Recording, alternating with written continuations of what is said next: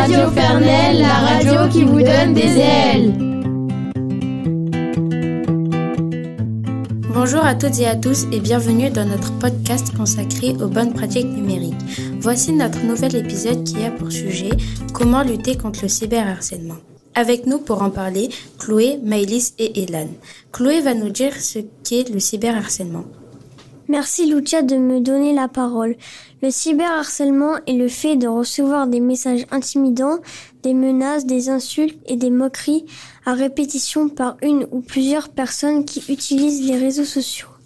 Ces personnes malveillantes peuvent aussi publier des photos qui nous manquent de respect, des rumeurs, des fausses informations sur nous.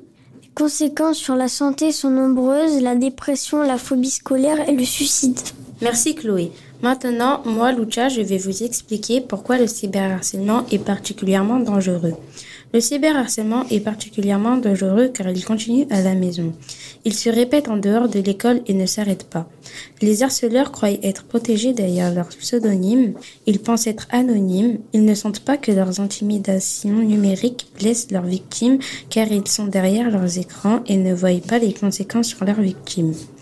Après moi, Maëlys va nous dire comment se protéger contre le cyberharcèlement. Merci Lucia de m'avoir donné la parole. Voici quelques conseils pour se protéger contre le cyberharcèlement.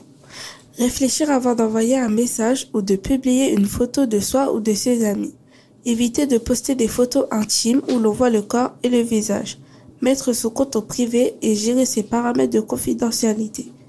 Choisir ses amis sur les réseaux sociaux. Refuser les comptes suspects. Faire attention lorsqu'on publie des images de ne pas diffuser de contenu sur notre vie privée. Merci Maëlys pour ces précieux conseils. Maintenant, je passe la parole à Elan qui va nous expliquer quelles sont les sanctions pour un cyberharceleur. En effet, Lucia, le cyberharcèlement est un délit et il est puni par la loi. Si vous êtes victime d'un harcèlement en ligne, vous pouvez le signaler à la police ou à la gendarmerie et demander la suppression des contenus. Si l'auteur du harcèlement est majeur, il risque 2 à 3 ans de prison et 30 à 45 000 euros d'amende.